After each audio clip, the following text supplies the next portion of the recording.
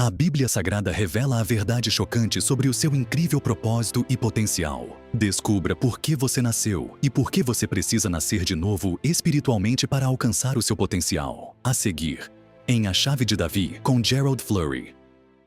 Saudações a todos. Eu estava em Pasadena, Califórnia, estudando no Colégio Ambassador em 1968. Tínhamos estudos bíblicos às sextas-feiras à noite, e em uma dessas sextas-feiras eu estava muito cansado, mas me esforcei para ir ao estudo bíblico e senti que deveria ir. E quando cheguei lá, percebi logo naquela primeira noite que eu estava impactado e inspirado como nunca antes em nenhum estudo bíblico. E ainda passa com esse tema, que é deste livro, O Incrível Potencial Humano, que considero um dos melhores livros do mundo. E realmente causou um impacto na minha vida que nenhum outro estudo bíblico causou. Ele me mudou, me inspirou e me estimulou a ver muito mais na Bíblia. Então, o Sr. Armstrong, depois de divulgar essas mensagens, quis enviá-las a todos os ministros e pensou que eles gostariam de reproduzi-las em suas igrejas ou transmitir essa mensagem também a eles também. Mas ele ficou chocado quando soube que eles realmente não faziam isso. Então, isso foi um problema real. Então, ele decidiu bem que ele deveria escrever tudo em um livro para que todos na igreja pudessem ler. Isso foi O Incrível Potencial Humano. Mas ele só escreveu esse livro em 1978. Isso foi uma década mais tarde. E em 1979, houve uma crise relativamente forte na igreja e, alguns anos depois, o Sr. Armstrong faleceu. E então, pouco depois disso, 95% da igreja que ele fundou começou a se afastar da verdade e do que ele havia ensinado durante toda a sua vida.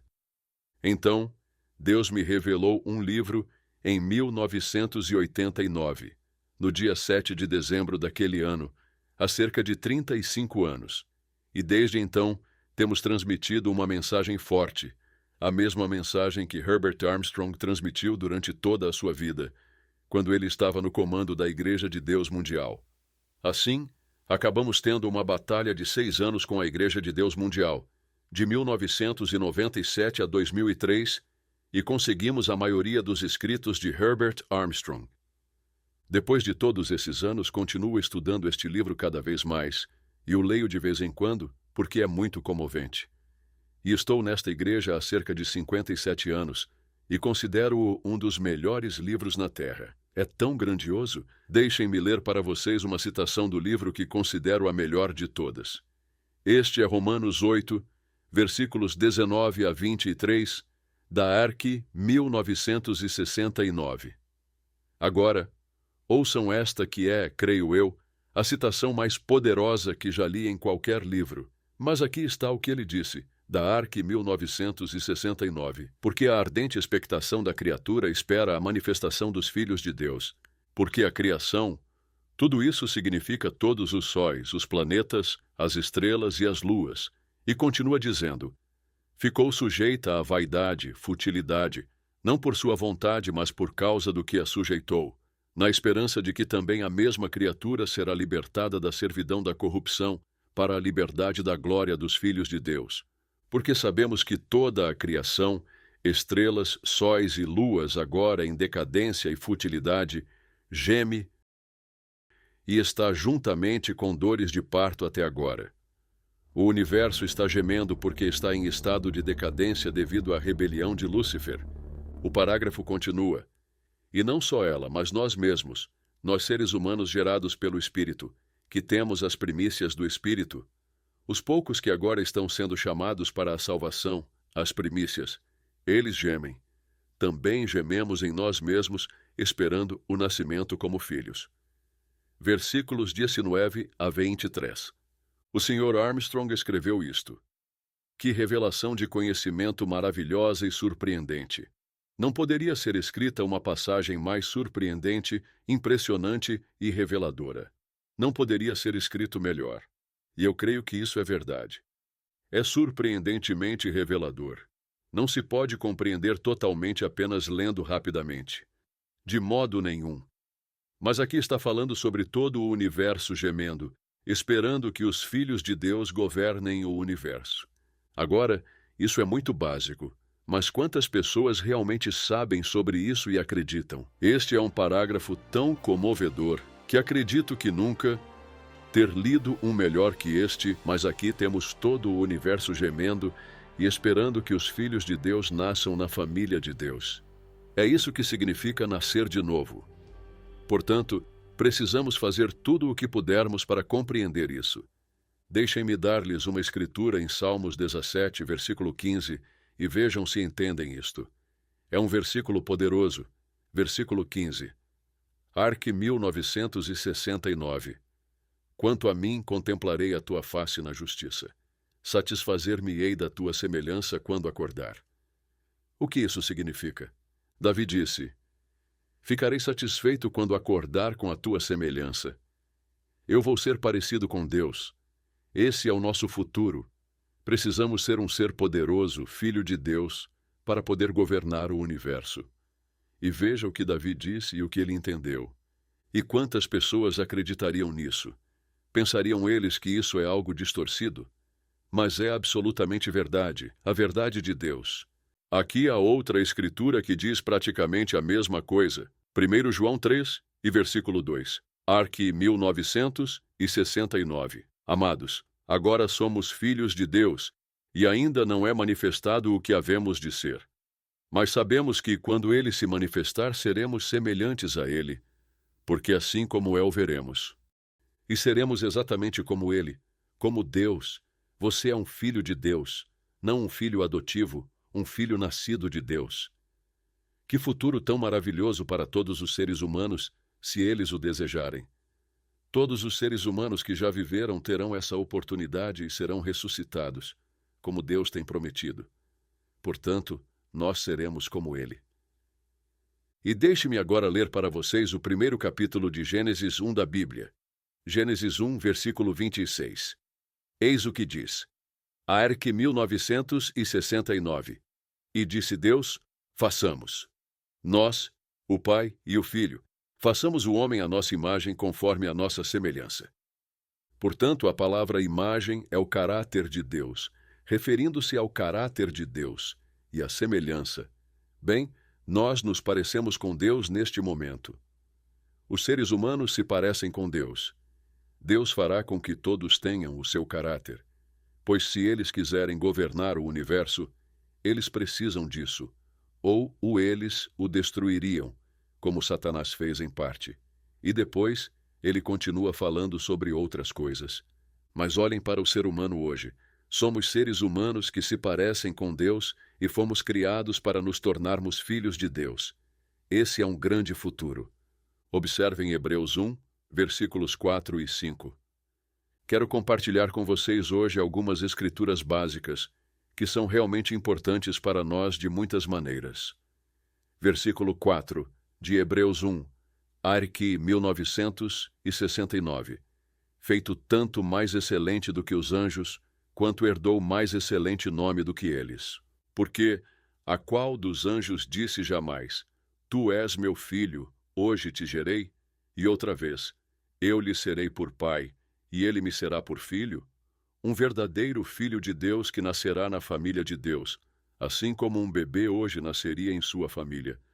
É o mesmo tipo de nascimento na família de Deus. Tu és meu filho, hoje te gerei? Mas ele diz, alguma vez notaram que Deus tenha dito isso a algum anjo? Ele nunca o fez isso, porque eles não são filhos de Deus.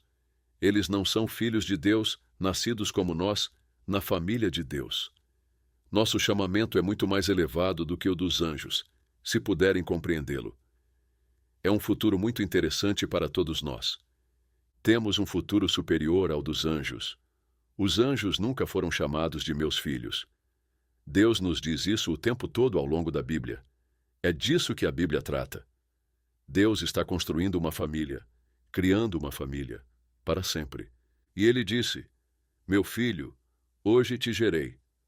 Assim como você é um bebê gerado no ventre da mãe, e depois continua a ter filhos a partir daí. Verdadeiros filhos de Deus, é isso que Deus está falando aqui. Ele fala sobre o Pai, ele fala de seu Filho gerado, o Filho unigênito, Jesus Cristo, que nasceu de Maria, sua mãe. ele não foi adotado, ele nasceu da semente do Pai. Foi isso que sucedeu. E se olharmos para isto, percebemos que Deus é uma família e que estamos aqui nesta terra para sermos preparados para nascer nessa família. É isso que a família física realmente simboliza. A família de Deus. É um relacionamento no plano de Deus. E quantos sabem disso? Quantos sabem que a família é um relacionamento no plano de Deus? Ah, se realmente soubéssemos disso neste mundo. Em Hebreus 2, versículo 10, diz que Deus está trazendo muitos filhos à glória. Muitos filhos.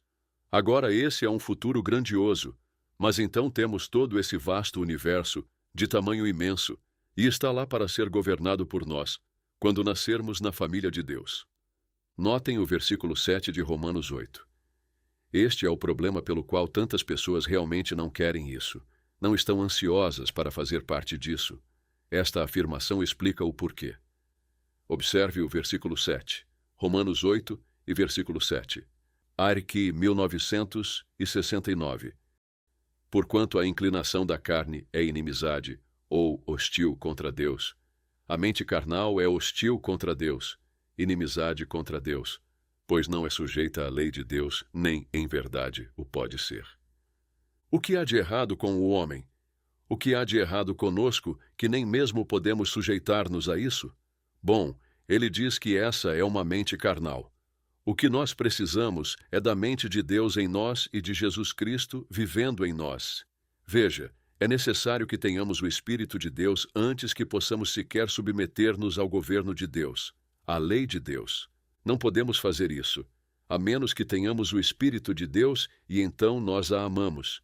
E os profetas e os apóstolos do passado e pessoas como eles a amavam. Vocês verão isso repetidamente na Bíblia. Então, a maioria das pessoas não entendem isso porque elas têm sido enganadas neste mundo. Enganadas neste mundo. Notem Apocalipse 12 e versículo 9. Aqui está o que diz, Arque 1969. E foi precipitado o grande dragão, a antiga serpente, chamada o Diabo, e Satanás, que engana todo o mundo. Agora, eu menciono isso com bastante frequência porque este mundo realmente não acredita nisso. Na maioria das vezes, eles não acreditam. Eles estão enganados. Pessoas enganadas não sabem que estão enganadas. Mas continua dizendo, ele foi precipitado na terra, e os seus anjos foram lançados com ele. Então todos eles estão confinados a esta terra agora, porque Deus os colocou aqui, porque se rebelaram contra ele e tentaram derrubá-lo novamente, e Deus os expulsou a todos dos céus, e eles estão confinados hoje a esta terra. Agora, nós realmente acreditamos que este mundo está enganado? O mundo inteiro está enganado. Isso é real. Isto é o que Deus diz, e ele fala sobre um terrível dia do Senhor que está chegando a este mundo.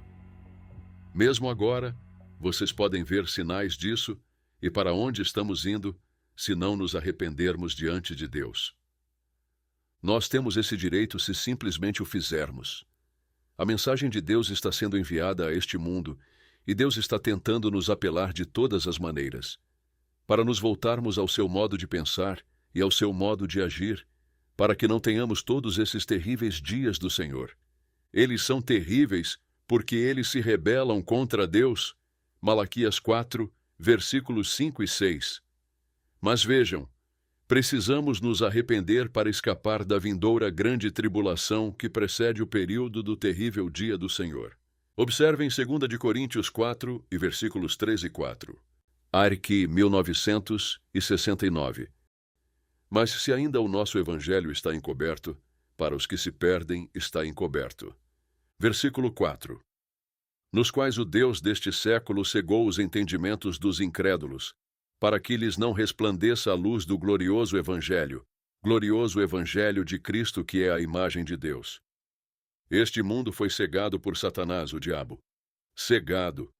E eles não creem em Deus e perderam a luz do evangelho glorioso. É glorioso e brilha pela imagem de Deus, o caráter de Deus. Que futuro maravilhoso! Maravilhoso! Toda esta luz que Deus tem para nós e que nos dará muito em breve, e quero dizer muito em breve. Ele nos dará isso porque ele terá de fazê-lo. Caso contrário, não restaria ninguém devido a todas as bombas nucleares. Vejam Mateus 24, versículos 21 e 22, e vocês poderão ver isso. Mas aqui, Deus diz que Ele quer que vejamos o seu brilho e toda a luz, e não a escuridão que temos neste mundo. Este é um mundo muito, muito escuro. E Deus quer nos dar tudo, tudo o que Ele tem. E que luz e que evangelho, e que luz brilhante está neste livro. Está aqui neste livro, quero dizer, explicado de forma maravilhosa. Lucas 12, versículo 32, fala sobre o pequeno rebanho. Um pequeno rebanho. Jesus Cristo converteu apenas 120 pessoas quando esteve na terra. Então, como se explica isso? Vejam, é muito difícil fazer com que as pessoas neste mundo se arrependam e se voltem para Deus. E por isso é um pequeno rebanho. Um pequeno rebanho, e deveria ser um rebanho magnífico, mas não é. Não é um grande rebanho. Vejam quão poucos foram os que o próprio Jesus Cristo converteu. Portanto, o resto da humanidade será chamado e terá a oportunidade, através da ressurreição, de conhecer a Deus. Eles nunca o conheceram antes. Mas quantas pessoas realmente acreditam que Satanás cegou o mundo inteiro? Quero dizer, essa é uma afirmação forte. Não estou tentando ofender ninguém, mas está bem ali em sua Bíblia. E está lá muitas vezes, na verdade, se vocês apenas a estudarem com atenção.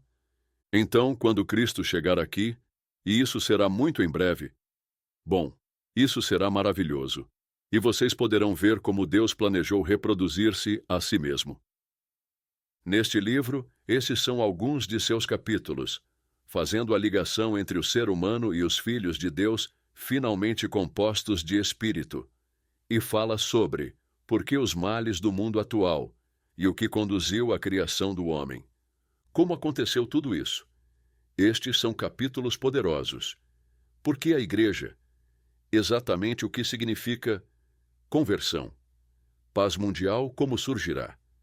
Necessitamos saber, vejam bem, para dar ouvidos à advertência de Deus e saber como ter paz em nossas próprias vidas.